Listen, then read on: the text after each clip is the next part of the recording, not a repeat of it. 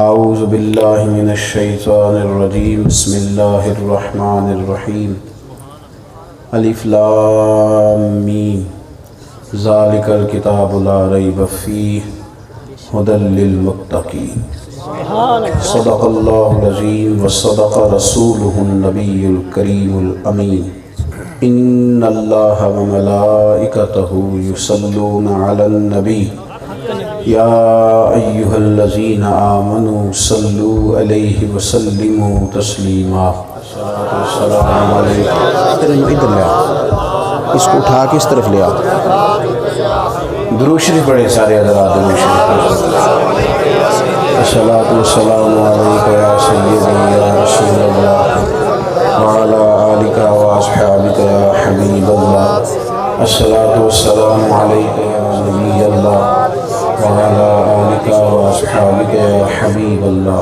حمد و صلاۃ کے بعد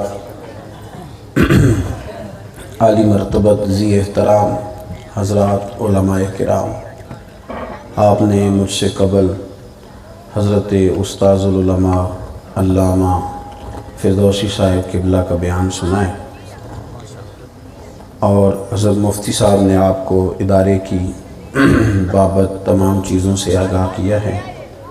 وقت بھی کافی ہو گیا ہے اور میں نے بھی گزارشات بڑے اختصار کے ساتھ کرنی ہیں۔ قرآن مجید فرقان حمید دنیا کی واحد کتاب ہے جس میں شک کی کوئی گنجائش ہی نہیں۔ ہمارے ملک کے اندر آئے دن نصاب بدلتا ہے اور اس نصاب پر بڑا بڑا کلام ہوتا ہے، بورڈ بٹھائے جاتے ہیں، چیزیں بدلی جاتی ہیں۔ اگلی حکومت جب آتی ہے تو وہ آ کے کہتی ہے کہ جناب نہیں، آپ نے ٹھیک نہیں بنایا نصاب، یہ طالب علم کی ضرورت کو پورا نہیں کرتا۔ تشریف رکھیں جی، بیٹھ جائیں اب سب لوگ، تشریف بیٹے بیٹھ جاؤ، اللہ آپ کو خوش رکھے، کہیں بیٹھیں اب، اللہ آپ کو سلامتی دے۔ اور اگر آپ نے موبائل دیکھنے تھے تو چلو پھر موبائل دیکھتے، ہمارا تو خیال تھا شاید ہمیں دیکھیں گے۔ یہ دو چار لوگ بنا رہے ہیں، یہ جتنے پہلے ضرورت کچھ اور تھی، اب ضرورت کچھ اور ہے۔ پہلے ہمیں کمپیوٹر کی کلاسز کی حاجت نہیں تھی، اب چونکہ سارا کام اس پہ آ گیا ہے تو اب ہمیں حاجت ہے، لہذا ہمیں نصاب بدلنا پڑتا ہے۔ اللہ کرے میں آپ کو سمجھا سکوں بات۔ روز نصاب بدلتے ہیں، نظام بدلتے ہیں، طبیعت بدلتی ہے، قانون بدلتے ہیں، رویے بدلتے ہیں، نئے سے نئے بل پاس ہوتے ہیں۔ ایک کتاب ہے کائنات میں جس کو قرآن مجید کہا جاتا ہے، ذالک الکتاب لا ریب فیہ۔ مفکر نیا آئے، پرانا آئے، وہ گرامر کے روح سے دیکھنا چاہے، وہ فقاہت کے انداز میں دیکھنا چاہے، وہ روحانیت کے عروج کے لیے پڑھنا چاہے، عقلی دلائل کے لیے پڑھنا چاہے، قرآن کو جو جس طرح بھی سیکھنا چاہے، قرآن اپنے کرم سے اور قرآن اپنے فہم کی وسعت کے لحاظ سے ہر بندے کی رہنمائی کرتا ہے۔ ایک ضرورت ہے آپ کو نوکری کے لیے پڑھنے کی، ایک ضرورت ہے آپ کو سیاست کرنے کے لیے سیکھنے کی، ایک ضرورت ہے کہ آپ نے کاروبار سیکھنا تھا تو آپ 4 کروڑ روپے انویسٹ کر کے بھی کاروبار کپڑے کا شروع کرنا چاہ رہے تھے، تو پھر بھی ابا نے کہا کہ پتر اس طرح کر، پہلے بیٹھ کسی دکان پہ 4 دن سیکھ لے۔ یہ ضرورت تھی آپ کی کاروباری۔ پھر نوجوان میری بات پہ پھر غور کریں میں کیا کہہ رہا ہوں۔ ایک ضرورت سیاسی ہے، ایک معاشی ہے، ایک ضرورت آپ کی وہ ہے کہ جو آپ نے کسی فن میں جانا ہے تو آپ نے وہ سیکھا۔ ایک ضرورت یہ ہے کہ ہم نے جینا ہے، ہم نے وقت گزارنا ہے، ماں باپ کے ساتھ رہنا ہے، گھر والوں کے ساتھ رہنا ہے، میاں بیوی کا رشتہ ہے، بہن بھائیوں کے تعلقات ہیں، سوشل لائف ہے، پڑوسی ہیں، تعلق والے ہیں۔ یہ ہماری وہ زندگی ہے کہ اگر یہ نہ ہو سوشل لائف تو نہ کمانے کا مزہ، نہ کھانے کا مزہ۔ میں ڈھیروں سیاستدانوں کو جانتا ہوں گھر سے ٹوٹ گئے تھے تو باہر بھی بیچارے کچھ نہیں کر سکے۔ گھر میں اگر مضبوط کوئی ہے تو باہر بھی وہ ہے۔ سوشل لائف، ذاتی زندگی انسان کی ڈسٹرب ہو جائے تو باہر کیا کرے گا؟ یہ جو قرآن ہے نا اور یہ جو حدیث کا علم ہے نا، یہ آپ کی شخصیت کو تعمیر کرتا ہے۔ یہ وہ کتاب حکمت ہے جو آپ کو جینے کا سلیقہ سکھاتی، جینے کا سلیقہ۔ آپ بڑے بڑے کورسز کر آئیں، بڑی بڑی جگہوں سے ہو آئیں، قرآن مجید کے 2 جملے انقلاب برپا کر دیتے ہیں۔ کیا کہا قرآن پاک نے؟ وَبِالْوَالِدَيْنِ احسانا، تم نے نا والدین کے ساتھ احسان کرنا ہے۔ کیا کہا تم نے ان کو اف تک نہیں کہنا۔ آپ ڈھونڈ لیں، ساری تاریخ لے آئیں بڑے بڑے لوگوں کے اقوال، اور آپ لائیں کھڑا کریں، لا کے اس اسکالر کو جو آپ کو کہتا ہے کہ میں جناب وہ والا اسپیکر ہوں جو آپ کی ذہنی تربیت کرتا ہوں، وہ کتنے بھی قول پڑے گا، کیا کرے گا؟ قرآن نے بات ہی ختم کر دی کہ جب اف بھی نہیں کہنا تو پھر آگے جائیں گے کہاں؟ اف تک نہیں کہنا، ختم ہو گئی بات۔ وہ تکلیف بھی دیں گے بعض اوقات، ان کی بیماری کی وجہ سے کہیں آپ کو آزمائش بھی آئے گی، کہیں وہ اپنے مزاج کے لحاظ سے سخت بھی ہوں گے، وہ جو بھی کر جائیں۔ اور میرے محبوب نے بات کو اور کھول دیا تھوڑا سا۔ میں نے کہا یہ آپ کو جینا سکھاتا ہے کتاب و سنت، جینا، یہ جینا سکھاتا ہے۔ وہ الگ بات ہے کہ ہم نے چیزوں کو سطحی رکھا، کبھی غوطہ زنی نہیں ہوئے۔ اور بات کھول دی حضور نے۔ ایک صحابی نے عرض کی، یا رسول اللہ، آپ بار بار فرماتے ہیں ماں باپ کی خدمت کرو، تو اگر وہ ظالم ہو تو؟ کڑوے نہیں کہا۔ ہمارے ہاں زیادہ تر یہ شکایت کی جاتی ہے کہ ابا جی طبیعت کے سخت ہیں، سخت نہیں کہا، کڑوے نہیں کہا ظالم ہو، ظالم، پھر بھی خدمت کریں۔ اس نے ایک دفعہ پوچھا تھا، اللہ کے رسول نے 3 دفعہ فرمایا او یظلم، اگرچہ وہ ظلم کرے، اگرچہ وہ ظلم کرے، اگرچہ وہ ظلم کرے، لیکن تیرا باپ ہے، تیری ماں ہے، تو نے قدر ہی کرنی ہے۔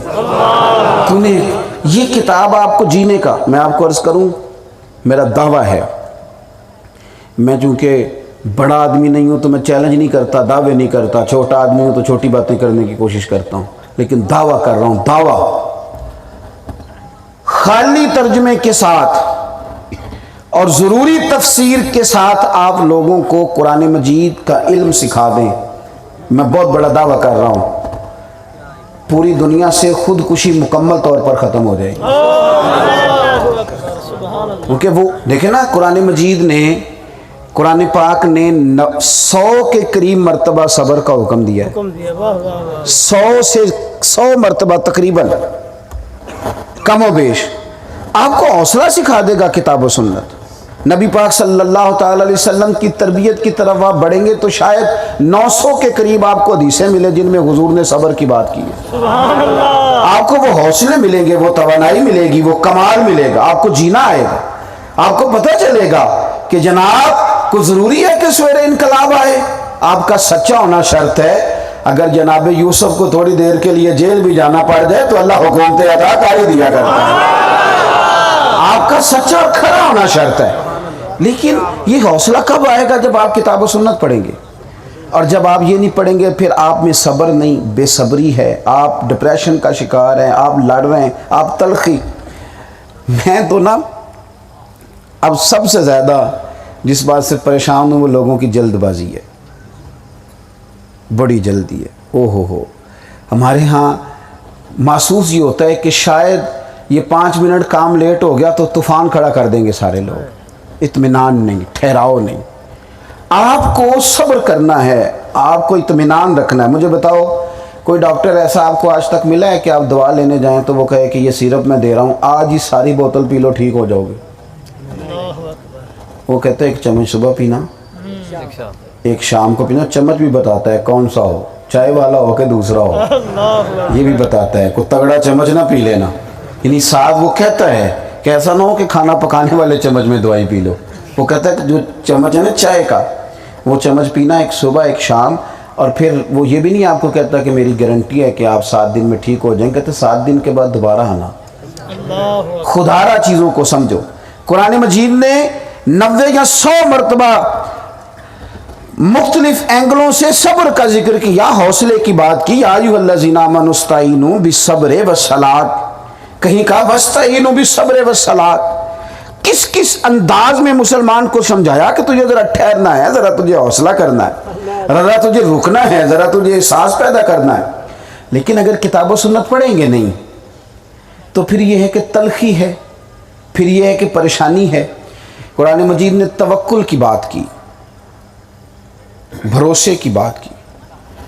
میں بڑی ذمہ داری سے کہتا ہوں کہ یہ جو صبح سے شام تک ڈھیروں لوگ روتے ہیں نا کہ روٹی کوئی نہیں، پیسے تھوڑے ہیں، غریبی بڑی ہے، یہ جو بھاگتے ہیں کچھ سیاستدانوں کی گاڑیوں کے پیچھے، کچھ پیروں کے تویزوں کے پیچھے۔ اللہ اکبر، ناراض ہو گئے ہو؟ میں آپ پیر ہاں، میں گل کر لیں دے ہو، ہاں صحیح کہہ رہا ہوں۔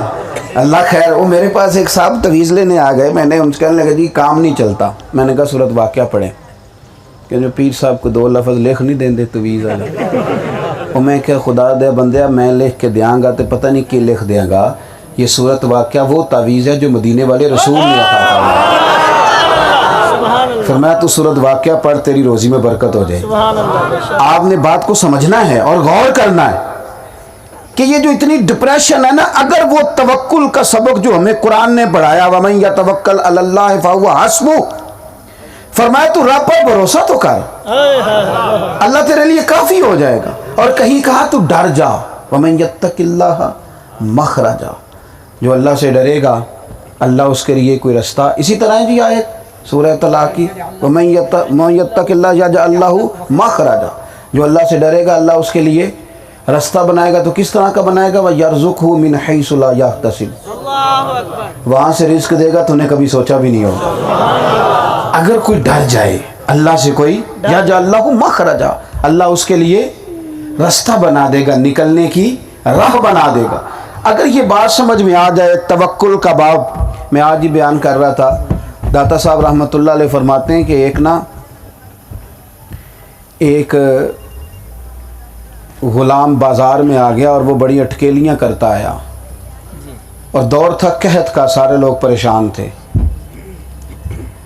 بڑے پریشان تھے۔ جب لوگ پریشان ہوتے ہیں تو کوئی بندہ بیچ میں ہنسے نا تھوڑا برا لگتا ہے، کئی دفعہ طبیعت پہ تلخی آتی ہے، چڑ جاتا ہے بندہ، ہوتا ہے نا جی ایسے، یعنی بندہ پریشان ہو تو گھر میں بچے بھی شرارتیں کریں تو بندہ کہتا ہے بیٹھ جاؤ چپ کر کے، تمہیں نہیں پتا کس طرح کی بات کرنی۔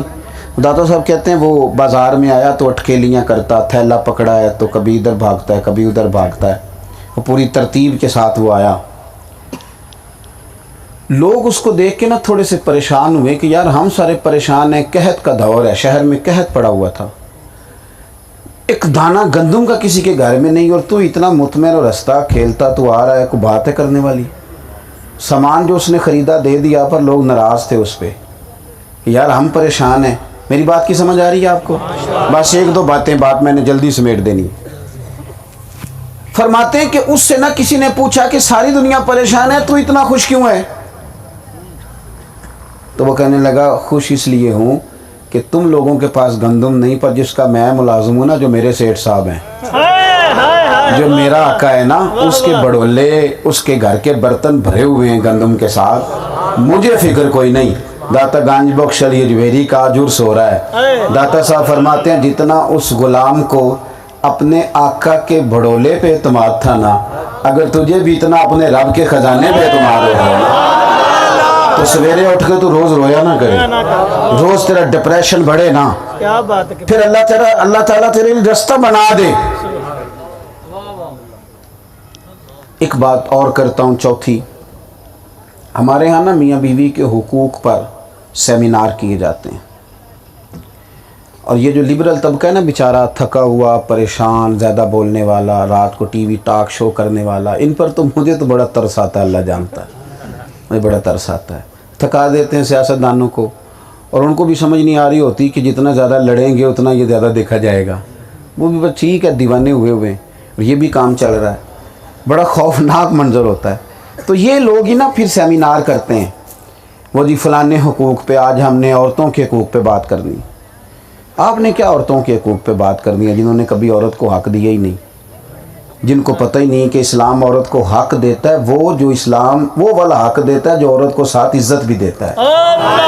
تم نے تو اسے سرے بازار لا کے کھڑا کر دیا، رسوا کر دیا، تم حق دو گے عورت کو، اور تمہیں کیا پتا؟ اور بیچاری بیویاں بھی، وہ بھی پریشان ہو جاتی ہیں کہ ہاں یہ وقتی طور پہ کیا تو ٹھیک رہا ہے، لیکن حقیقت سے آگاہ نہیں ہوتی۔ آپ میری بات پہ توجہ کریں، میں تھوڑا سا اس معاملے میں اس لیے بھی کئی دفعہ خفا ہو جاتا ہوں کہ ہمارے بچے نا کال شیئر کرتے ہیں، وہ کبھی کسی دانشور کا کبھی کسی دانشور کا، اچھی بات آپ آگے پہنچائیں، حرج نہیں۔ تو میرا سوال یہ ہے کہ آپ نے آیات ساری ایک دوسرے کو بتا لی ہیں، احادیث ساری آپ نے بتا لی ہیں، اور کیا نبی کریم علیہ السلام کے فرمان سے بڑا بھی کوئی حکمت کی بات کر سکتا ہے؟ کہاں الجھ گئے ہیں ہم لوگ؟ ہمارے اسکولوں کی دیواروں پر ان لوگوں کے قول لکھے ہوتے ہیں جو بیچارے ایسے تھے کہ قول کیا، ان لوگوں کو ان پر تو ابھی بھی کلام ہے کہ وہ عقائد اور نظریات کے لحاظ سے مسلمان بھی تھے کہ نہیں۔ کیا کیا جائے؟ چل رہا ہے جو جدھر میاں بیوی کے حقوق کا مسئلہ اتنا زیادہ گمبھیر ہے کہ گھر میں سارا کچھ ہونا، صرف میاں بیوی کا آپس میں پیار نہ ہو تو گھر کو نہیں چلتا، کام ہی نہیں چلتا۔ ساری دولت، سارا سرمایہ، اگر یہ آپس میں اختلاف ہے، بچے بیچارے پوچھتے ہیں کہ جانا کدھر ہے، ابا اماں لڑ رہے ہیں، ابا کی طرف جائیں اماں کی طرف جائیں، وہ ڈسٹرب ہے۔ اگر ان دونوں کو کتاب و سنت، اور ایک اور بھی مسئلہ ہے، میں نے شاید پہلے بھی یہاں ایک دفعہ کہا تھا، ہم کچھ 3-4 ماہ پہلے بچی کی شادی سے فرنیچر کا آرڈر دیتے ہیں، اور کوئی 1.5 ماہ پہلے شیروانی بچے کی بنواتے ہیں۔ اتنا ٹائم پہلے تیاری شروع کراتے ہو تو اگر کوئی 1 ہفتہ پہلے کسی عالم کے پاس بھی لے جاؤ، طلاق نکاح کے مسئلے بھی بتا دے، کوئی سے وہ شرعی تقاضے بھی سمجھا دے، تو جو اتنی طلاقیں دھڑا دھڑ ہو رہی ہیں شاید بچ جائیں۔ لیکن ہماری طبیعت ہے نا، سارا کچھ کریں گے، دین کی طرف نہیں آئیں گے۔ قرآن مجید نے میاں بیوی کا رشتہ 2 لفظوں میں بیان کیا، ہن لباس لکم وانتم لباس لہن۔ فرمایا مرد عورت کا لباس ہے، عورت مرد کا لباس ہے۔ آپ ڈھونڈ لیں جہاں مرضی جائیں، جتنے مرضی سیمینار کر لیں، اس سے بڑی بات آپ کو مل سکتی نہیں، نہ پہلے تھی نہ اس کے بعد کبھی۔ یہ ایک دوسرے کا لباس ہیں۔ لباس پتہ کیا کرتا ہے؟ گرمی سے بچاتا ہے، سردی سے بچاتا ہے۔ یہ لباس کیا کرتا ہے؟ یہ انسان کی زینت ہوتا ہے، لباس سے انسان خوبصورت لگتا ہے۔ یہ لباس کیا کرتا ہے؟ عیب چھپاتا ہے۔ آپ کے جسم پہ جو دھبے ہوتے ہیں اس کی وجہ سے چھپ جاتے ہیں۔ کیا رشتے کو نام دیا میرے رب کریم نے؟ فرمایا بیوی میں عیب ہوں گے تو مرد چھپا لے گا، وہاں ہوں گے تو یہ چھپا لے گی۔ یہ ایک دوسرے کے لیے زینت بن جائیں گے، ایک دوسرے کے لیے پردہ بن جائیں گے، ایک دوسرے کے لیے وہاں کھڑے ہو جائیں گے کہ دھوپ چھاؤں سے وہ سارا دن باہر گھوم کے محنت مزدوری کر کے اس کے پردے کا بندوبست کرے گا کہ اس کو رسوا نہ ہونا پڑے، باہر نہ نکلنا پڑے۔ اور یہ پتہ ہے کتنی بڑی بات کی رسول کریم نے؟ حضور نے فرمایا جس نے نکاح کر لیا اس نے ایمان محفوظ کر لیا۔ اتنا بڑا درجہ اس خاتون کو دیا کہ تو گھر آئی ہے تو ایمان کے محفوظ ہونے کا ذریعہ بنی۔ آپ بات تو سمجھے قرآن مجید تربیت کس طرح کرتا ہے ہماری، لیکن ہم تو وہ کہتے ہیں میں فلانے سیانے کو سنیا سی، بھئی اس سیانے سے سنیں جو کتاب و سنت کا نچوڑ آپ کو بتائے، باقی کسی اور سیانے کی طرف جانے کی کیا ضرورت۔ ایک بات آخر میں اور آپ سے بڑے درد مندانہ انداز میں عرض کرنی ہے، قرآن مجید نے نا علم کو سپورٹ کیا ہے، اور قرآن مجید نے جہالت کو اندھیرا کہا ہے۔ کچھ لوگ ایسے ہیں جو دعویٰ کرتے ہیں پڑھا لکھا ہونے کا، لیکن ان کے پاس ڈگری ہوتی ہے، علم۔ اعلیٰ حضرت بریلوی سے کسی نے پوچھا تھا عالم کے لیے سند ضروری ہے؟ فرمایا نہیں، عالم کے لیے علم ضروری ہے۔ سندیں تو اعزازی بھی مل جاتی ہیں، آپ کے ملک میں کئی ایسے پی ایچ ڈی ڈاکٹر ہیں جن کو اعزازی طور پر ڈگری ملی ہوئی ہے، اور ان کی زید ہے کہ مجھے پی ایچ ڈی مانو بھی، حالانکہ ڈگری اعزازی ملی ہوئی ہے۔ چلو خیر، یہ بھی بڑا ظلم ہے اعزازی ڈگری دینے والوں کا کہ وہ بھی جہاں مرضی دستخط کر کے ڈگری آگے بھیج دیتے ہیں۔ کتاب و سنت کا علم روشنی ہے، یہ حسن ہے۔ یہ جو علم ہے نا، یہ آپ کی آنکھیں کھولتا ہے۔ آپ جیسے جیسے کتاب و سنت کو پڑھتے ہیں اللہ تعالیٰ آپ کے ذہن کو وسعت عطا کرتا ہے۔ علماء کی بیش بہا تنخواہیں نہیں ہوتی، ہمارے مدارس کے اندر کوئی زیادہ سہولیات نہیں ہوتی، چلیں علماء سے معذرت کے ساتھ، اس کے باوجود سب سے زیادہ اختلاف رائے یہاں ہوتا ہے، سب سے زیادہ تحقیق بھی یہاں ہوتی ہے، دلائل سے سب سے زیادہ بات کی جاتی ہے، اور زبردست انداز میں مطالعہ، دینی لوگ لکھتے ہیں، کلام کرتے ہیں، تشریحات کرتے ہیں، آگے بڑھتے ہیں، ایک بڑا وسیع اللہ تبارک و تعالیٰ نے انہیں دیا ہوتا ہے بات کرنے کا، سمجھنے کا سلیقہ۔ کیوں یہ ساری چیزیں کیسے آتی ہیں؟ جیسے جیسے انسان علم دین پڑھتا جاتا ہے نا، معرفت الہی اس کی بڑھتی ہے۔ ایک وقت وہ آتا ہے کہ قرآن مجید کہتا ہے انما یخشی اللہ من عبادہ العلماء، پھر جو عالم ہوتا ہے وہ رب سے ڈرنے لگتا ہے۔ میں اکثر کہتا ہوں کہ عالم دین پیر بھی ہونا تو اس کی کرامتیں زیادہ نہیں ہوتی۔ جاہل پیر آپ کو ملے گا تو اس کی بڑی کرامتیں ہوں گی، اس کی پھوکوں میں اثر زیادہ ہوگا بظاہر۔ عالم کی کرامتیں کیوں تھوڑی ہوتی ہیں؟ وہ اس لیے تھوڑی ہوتی ہیں کہ وہ عالم ہے، اس نے کوئی بات بھی کہیں کرنی ہے تو ذرا ڈر کے، کیونکہ علم خشیت پیدا کرتا ہے۔ جو رب کو زیادہ جانے وہ رب سے زیادہ ڈرتا ہے۔ اللہ کے پیارے رسول صلی اللہ علیہ وسلم کا فرمان ہے، حضور فرماتے ہیں میں تم سب سے بڑھ کر اللہ کو جانتا ہوں اور میں تم سب سے بڑھ کر اپنے رب سے ڈرتا ہوں۔ جب بندے کو علم آ جاتا ہے نا، علم، تو اس میں خشیت پیدا ہوتی ہے۔ علم عاجزی سکھاتا ہے علم انسان کو اپنی شناخت دیتا ہے، شناخت انسان کو اپنے اوپر غور کرنے کا موقع دیتا ہے۔ کسی جگہ بھی بندہ کسی کو حقیر نہیں سمجھتا، چھوٹا نہیں جانتا، اس کے اندر احساسات پیدا ہوتے ہیں، اس کے تصورات عروج پکڑتے ہیں۔ کتاب و سنت کا علم آپ کی ذہن سازی کرتا ہے، آپ کو کسی موٹیویشنل سپیکر کے پاس جانے کی ضرورت نہیں پڑتی، یہ آپ کی فکری ذہنی تربیت کر دیتا ہے۔ آپ مجھے بتائیں کبھی ایسا ہوا ہے کہ آپ نے سنا ہو کہ وہ رکشے والے بھی ہمارے یہاں احتجاج کرتے ہیں؟ رکشے والے بھی کہتے ہیں آج رکشہ نہیں چلانا، پہلے ہماری ڈیمانڈ مانگو۔ کبھی آپ نے سنا ہو کہ آج جمعہ نہیں ہوگا، مولویوں نے احتجاج کر دیا؟ کیوں؟ اور بھائی یہ بھی آپ دیکھ رہے تھے حفظ کیا بچوں نے۔ میں آپ کو ذاتی طور پر ایسے مدارس بتا سکتا ہوں کہ جہاں شاید کسی تھوڑے سے بھی مڈل کلاس بندے کو کہا جائے یہاں آ کے سو جاؤ تو وہ سو نہ سکے، گنجائش ایسی نہیں ہے۔ میں آج دوپہر میں بھی کہہ رہا تھا کہ اب آپ یہ نہ کہیں کہ میں بڑا نیک آدمی مدرسے کا کھانا نہیں کھاتا، بلکہ آپ تقوی کا معیار بدل لیں، روٹی کھایا ہی وہ کریں جو مدرسے میں پکتی، کمیٹی کا صدر وہ والی کھائے، اسے پتہ چلے بچے بیچارے کیا کھاتے ہیں، یہ والا تقوی آپ بنا لیں۔ آپ اتنی، اور بہت سارے ہمارے مدارس ایسے بھی ہیں، حضرت مفتی صاحب بڑی ساری چیزوں سے آگاہ ہوں گے، جہاں صبح کا ناشتہ ہی نہیں طالب علموں کے لیے، گنجائش نہیں اداروں میں، نہیں ہے۔ لیکن اس کے باوجود میں سنگیو آپ کو کیا بتاؤں، میں نے کالج میں بھی پڑھا ہے، مدرسے میں بھی پڑھا ہے، جس نے سویرے ناشتہ نہیں کیا، رات ٹوٹی ہوئی صف پہ سویا ہے، سویرے اس کا استاد جب موٹر سائیکل پہ پڑھانے آیا تو دوڑ کے گیا ہے، اس نے ہیلمٹ پکڑا ہے، استاد کی موٹر سائیکل کو ٹاکی پھیری ہے، اس نے پیار کیا ہے، صفائی کی ہے، جوتے سیدھے کیے ہیں، اور شام کو جب وہ سبق سنانے آیا ہے اور اس کے استاد نے سبق سن کر صرف شاباشی دی ہے، تو اس طالب علم کا چہرہ یوں لگتا ہے کہ جیسے دنیا کی اس وقت سب سے بڑی نعمت اسی کے پاس موجود ہے۔